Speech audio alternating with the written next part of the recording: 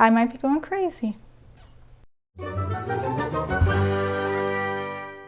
Hey sitters, welcome back to another video. It's Lydia, thanks for joining me. In today's video, as you can see, I will be making some gingerbread houses, and I'm going to talk with you about how we can do this efficiently with children. I do recommend that this be for the older kids just because they are harder to make and harder to create. But for my younger children, cookies and decorating cookies are always how I go. That's the way I go all the time. If you haven't seen my cookie making video, I did one last year. So if you haven't seen it already, go check that one out. I got this from Target. It was a kit that had 4 little gingerbread houses, buildings. It's a little village that you can make, but there's 4 in there. So if I have a family that has like 2 or more kids, I thought this would be a perfect idea because everybody has their own individual house to to make and decorate. So, but there's all different types of options out there for gingerbread houses. If you want to buy the bigger ones or the very large ones, I'm sure you can find them at your local store or your local craft store.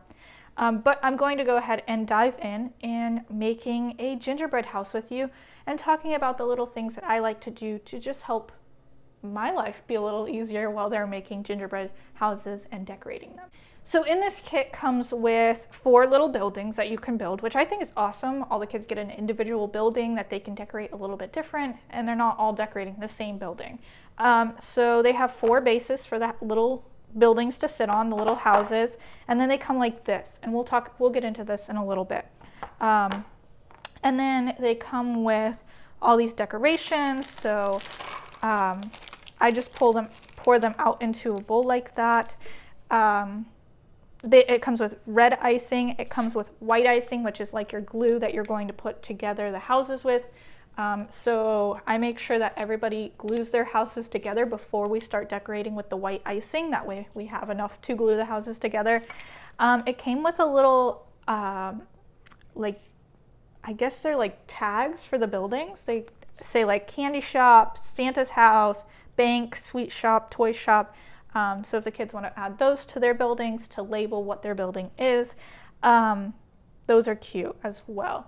So my little tips before we dive in,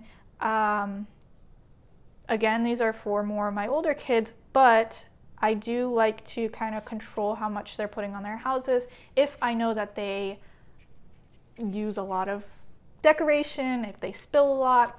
And if that's the case, I also bring my own decorations so that we're not running out, although this is plenty for all the 4 houses, or else they would have put more in the kit. But using little cupcake tins to separate out your decorations for each kid, that way you're kind of limiting how much they use. Everybody has a fair portion to use on their house or their building. But if they're older and I know that they can handle it, they just pick out of the same bowl. So now let's dive into actually making the building. So this is my little test subject that I did earlier. I just wanted to make sure I could break these apart perfectly, put it together correctly. It's been a little bit since it's been a year, I guess, since I made a gingerbread house. So I just wanted to make sure I could do it before doing it on camera. So as you can see, the gingerbread houses, our buildings, all come put together. Not put together as in like that put together, but put together as in the pieces that you need for each house are secured together. They're cooked together. But as you can tell, there's lines. It's scored so that you can break them apart. You don't want to mix the pieces because these are made for this house. So what I did was I actually took a serrated knife, and because I didn't trust myself, I thought if I tried breaking it without sawing it, it would have been a mess. So I took a serrated knife, the part that's sharp obviously, and I just kind of sawed back and forth on these lines to make sure that when I actually break it, it will break in the right spots and I don't lose a door or anything. And then also on that subject, you want to make sure that you're breaking on, I don't know how to explain it. So you want to make sure that you're breaking these lines before you break this line, because that's attached to both that and that. You just want to make sure that you're breaking before you break the other pieces. So I'm going to go ahead and, alrighty. So I was saying a little prayer when I did that, so I did it fine. We'll go ahead and do the other side. Woo. All right. And then what I'm going to do is going to go ahead and saw this again.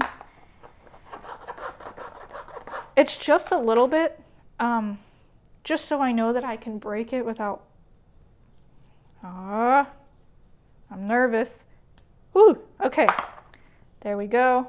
And then, like I said, don't mix the pieces. So I'm actually going to put these to the side so that I know that I'm working on this house and this house only. Okay, and then I got to get, so these are the pieces of the roof. This is the front door and the back door, and then the two side panels. So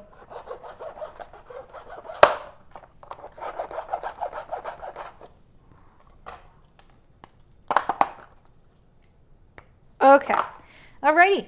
Now that we've done that, on the base here you can see there's 5 dots. I don't really know what that middle dot's for. I'll probably figure it out later. But this is kind of a guide to show you where you're supposed to put that base glue. The icing is this far apart, because that's how far apart your front and the side of the house will be. They land on all the dots. Very smart of whoever created this, and very helpful on my end.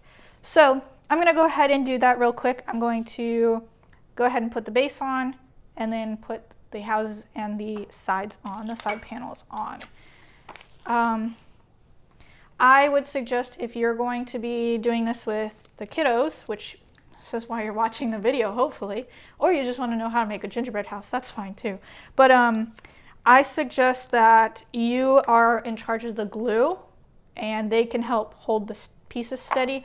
But if you end up using too much glue, you're not going to be able to have enough to make the other houses. So I would just suggest that they can help with putting the pieces on. They cannot help with putting the glue down.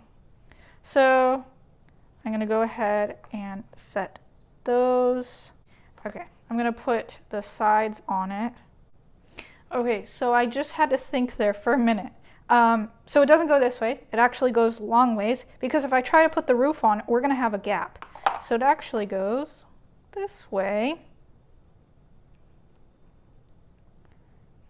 So there we go.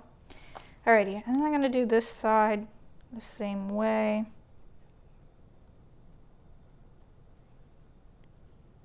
And it would be nice to have a second hand so that while you're doing the rest of the house, they can be holding it.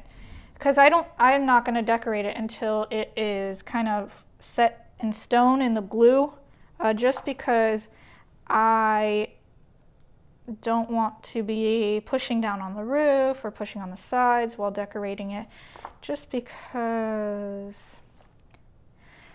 I don't feel like I need to break the house in order to decorate it. I have patience. I can wait a little.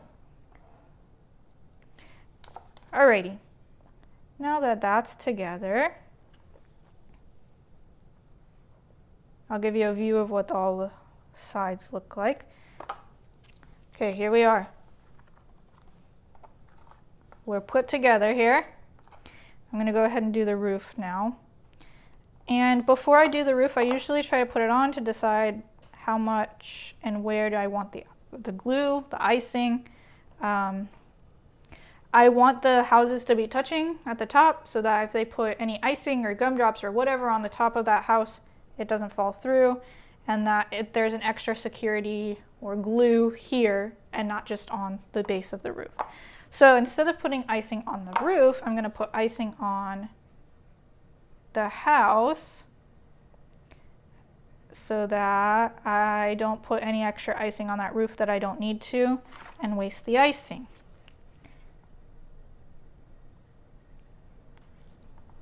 And then we'll let it dry.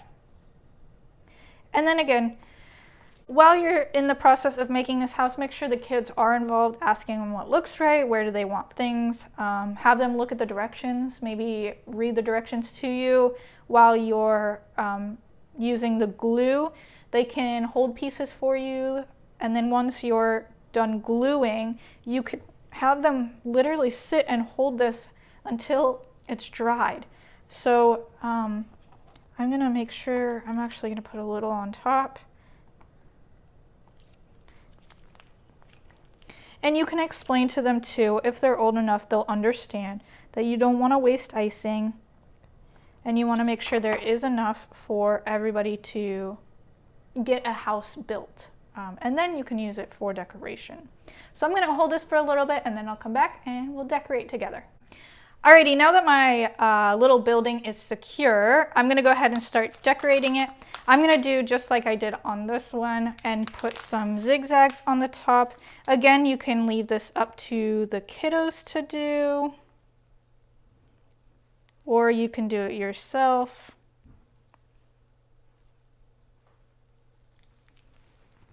And then I'm going to go ahead and do some gumdrops.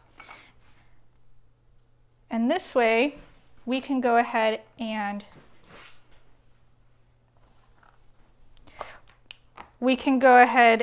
have it portioned out for the kids to go ahead and do it themselves. That way, you're not having to do it all.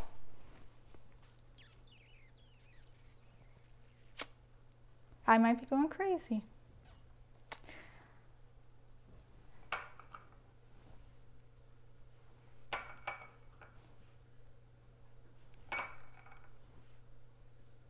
All the little buildings actually have like little patterns into them, and so the kids can follow that pattern if they want and decorate it that way.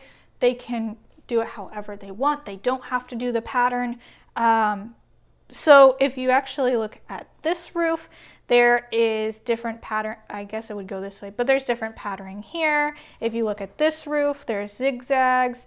So I'm gonna go ahead and decorate to the building, so what's already in it. Oh no. Oh man. Alrighty, I'm gonna go ahead and use the white icing since I am not gonna build the rest of them here on camera. I'm gonna just use it to decorate. So I'm gonna go ahead and make snowflakes. Oh, that's ugly. Scratch that. I'm gonna use the red little icing. This icing's just too thick to be in the lines. So I'm gonna go with the red. So you get the idea of what I'm doing. You can, again, this is not going to be your job. Actually, the kids are going to do this.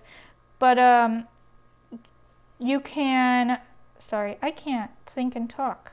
I can't decorate and talk, obviously. So you get the idea of what it's going to look like. The doors have little shapes. You can put bushes. You can put, like here I made a little bush with a gumdrop. You can put these, I don't even know what these are. They're like candy balls. They're really difficult to eat, actually. They're hard. You have sprinkles. They can use these sprinkles that I bring with me.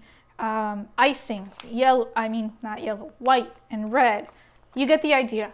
Pinterest is a great place to look up ideas and really get an idea for the kids and help them out figure out what they want it to look like. You can make little icicles off of the roof here.